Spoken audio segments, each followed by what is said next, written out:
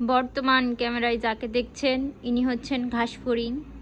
আজকে আমার শরীরটা ভালো না, তো দুপুরের পর থেকে আমি বাসায় আছি, যে কারণে আমাদের এই জানলা দরজা সব খোলা, আর বারান্দায় আমার অনেক গাছগাছালি আছে, তাই পোকামাকড় তো আসেই।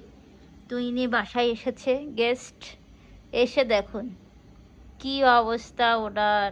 আমার একখান চুল পায় বাদিয়ে আর হাঁটতে পারছে না, উঠতেও পারছে না। এখন এনারে ধরে বাইরে দিয়ে আসতে হবে, না হলে এনে যাইতে পারবে না। কি অবস্থা পাওয়া যায়। আমার চুল শুধু আমার হাজবেন্ডকে ডিস্টার্ব করে না, এদেরও ডিস্টার্ব করা শুরু করেছে। চুল আর থাকবে না।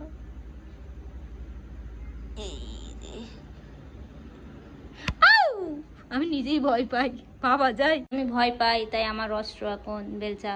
এই ওঠ, চল দিয়ে আসি, বাইরে দিয়ে আসবানি। ওটো, উঠিক উঠিক বালা, ওঠেন ওঠেন স্যার, চলুন আপনাকে বাইরে দিয়ে আসি, নাহলে সারাদিনই কিন্তু এই চুল বালের মধ্যে থেকে আপনি মরবেন।